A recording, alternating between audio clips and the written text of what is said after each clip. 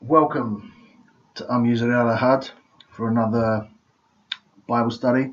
Today we're going to be looking at a few quotations from some writers who lived a few thousand years ago.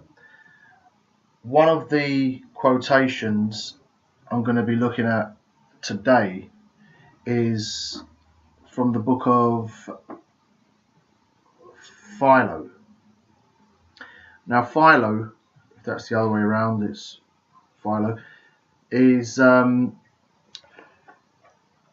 he lived around 20 years before the birth of Christ, before the birth of the Messiah, Yeshua HaMashiach, and he lived around 20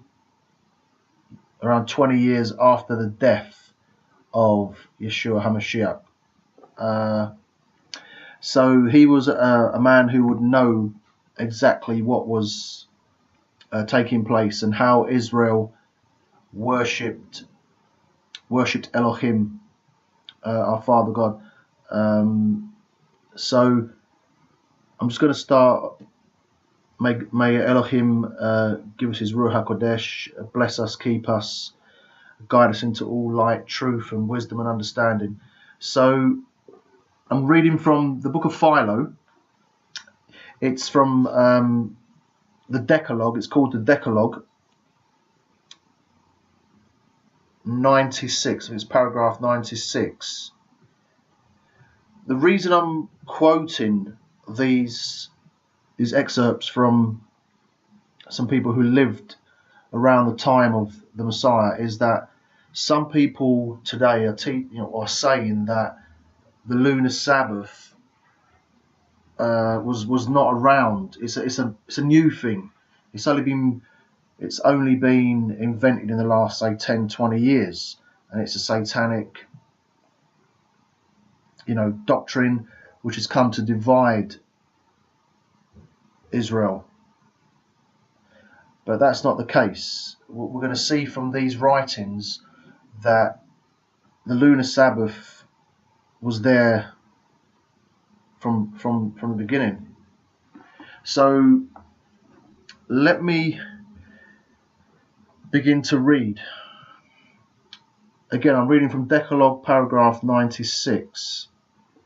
It says here, the fourth commandment has reference to the sacred seventh day, that it may be passed in a sacred and holy manner. Now some states keep the holy festival only once in the month, counting from the new moon, as a day sacred to God. But the nation of the Jews keep every seventh day regularly after each interval of 6 days. Now, what Philo here is illustrating. I mean, some people actually use these quotations as supporting the continuous weekly cycle of 6 working days and the 7th day without an intermission, a new moon intermission. And the reason that's been said is because as I read again, it says that some states, by states it means the provinces, the Jews were scattered all over the then known world. They didn't all live in Israel. And Philo's saying that some of the provinces or states or those in the diaspora were only observing one day a month. Basically, he's saying here, the fourth commandment has reference to the sacred seventh day, the Sabbath, that it may be passed in a sacred and holy manner. Now, some states, like the provinces, were keeping notice it's very important what Philo says there. He says we're keeping a definite article, keeping the holy festival, keeping the holy Sabbath once in the month. And it says here they were counting from the new moon. So this is a lunar Sabbath they were keeping.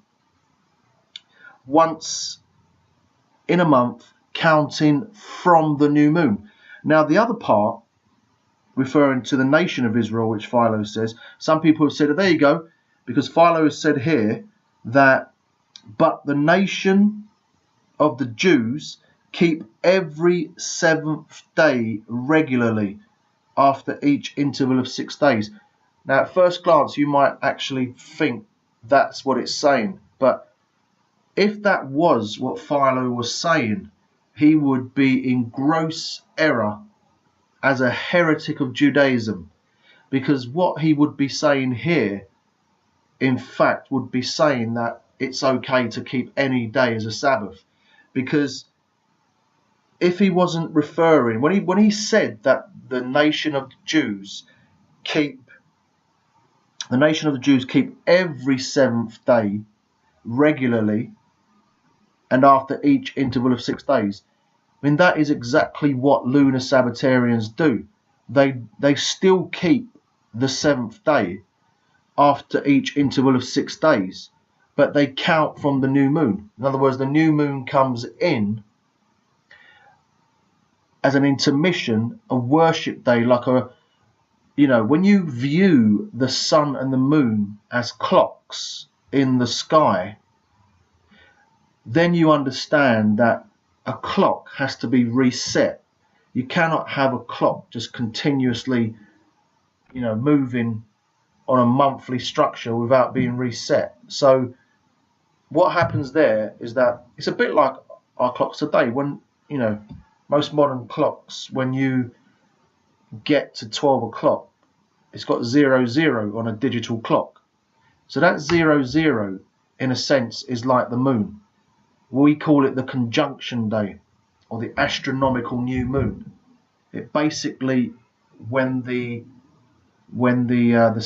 Earth, the moon, and the sun are aligned, and the moon has no light, that basically is 0 day, and we call it the conjunction day. We can call it an intermission day. We can call it a resetting day. And generally, how it works is that the next day after conjunction is new moon day, because you can also read about this in, I think it's 2 Samuel's chapter 19, I do believe, or 1 Samuel chapter 19, where David and Jonathan, when Saul was seeking David to kill him, they spoke about knowing when the new moon day. They said tomorrow is the new moon. So generally, they didn't have to see a crescent in the sky to know when the new moon was. They basically could tell by the last sliver of the waxing moon. When the moon, the waning moon, not the waxing. When the moon is waning after a full moon, the moon begins to wane, and eventually it reaches the last sliver of the waning moon. And generally, when you see the last sliver in the morning sky, you know the next day is going to be a dark conjunction day. So generally, once the next day, the conjunction day came in, then they knew that the next day after that would be new moon day. But the ancients, because the calendar, the month used to be 30 days long. Today we, because of various events that took place in the past, namely the great flood, Noah's great flood, when God brought a cataclysm upon the earth. I'll have to do a video on that later, but generally God changed the structure of the planet. I do believe that he moved the moon and the earth slightly to negate the fact that there was no longer an ozone, an envelope of water around the planet, protecting it from all the rays of the sun. But generally, that changed the length of the month. The month used to always be 30 days long. And because of that event after the flood, today the month is only 29 and a half days long. So you can't no longer have 30-day months. Some months are 29 days in length, and some months are 30 days in length. So going back to what I was saying, that's generally how we count the Sabbath from the new moon day. So you have new moon day come in, and then 6 days of work. The 7th day, the 8th day of the month would be the Sabbath. And this is generally what Philo was saying here. He was saying that some states were keeping the holy festival only once in the month, counting from the new moon. Then he goes on to say, but the nation of the Jews keep every 7th day. In other words, the same day that those Jews or Israelites were keeping once a month, the nation of the Jews were keeping the same day, but they just kept every other Sabbath as well. So,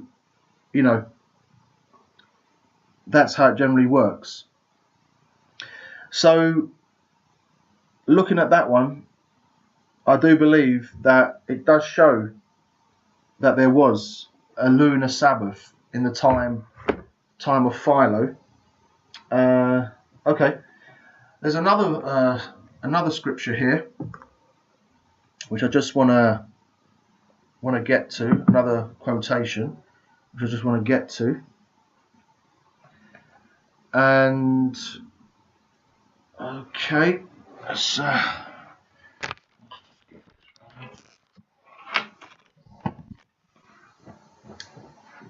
get this around.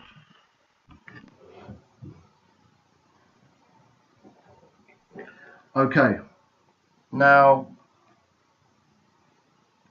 this is taken by, I do believe it was written by Clement of Alexandria, and it's called the Fragment of the Preaching of Peter. The Fragment of the Preaching of Peter. And I'm going to go ahead and read it.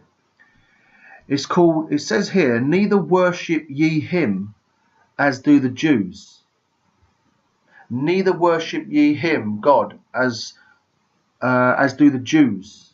For they who suppose that they alone know God do not know him, serving angels and archangels, the month and the moon. And if no moon be seen, they do not celebrate what is called the first Sabbath, nor keep the new moon, nor the days of unleavened bread, nor the feast of tabernacles, nor the great day of atonement. So what we see here is a very interesting quotation, because here we see that there's something, I do believe the Jews corrupted the way that the new moon began. They began looking for a crescent in the sky, which is a corruption of what we just spoke about a little bit earlier. The ancients, as talk about David and Jonathan, they didn't wait to see a crescent in the sky to know that the new moon had arrived. As long as the astronomical moon had come in, they knew the next day, if it was a 30-day month, the next day would be the new moon day. But here, it says here, neither worship ye him as do the Jews, for they suppose that they alone know God. They do not know him, serving angels and archangels, the month and the moon. And if no moon be seen, they do not celebrate what is called the first Sabbath. Interestingly here, it says if they do not see the moon, they do not keep what is called the first Sabbath. Now, it's obvious here. They were waiting for the moon to come in to observe the first Sabbath. You have a first, therefore it necessitates a second and a third and a fourth. Otherwise, it's pointless using the term first Sabbath. So you've got to have another Sabbath if you're saying the first Sabbath. So what we can clearly see through here, that clearly Clement is talking about lunar Sabbaths. Otherwise, you don't get what is called the first Sabbath, nor keep the new moon. And then he's referring to the new moon day, nor the days of unleavened bread, nor the feasts. So you can clearly see here that the lunar cycle of the moon was surely connected to all the festivals, not just the annual Sabbaths, but also the weekly Sabbaths. So yeah, well, if you've got any questions, it was just a short video just to cover a couple of quotations. If you need any, and by the way, I was quoting the Clement of Alexandria from a book called From Sabbath to Sunday, from Samuel Bakioki. So yeah, well, I hope you enjoyed the short video, and I hope you can ask some questions, and I can be as helpful as I can. Shalom, and see you soon.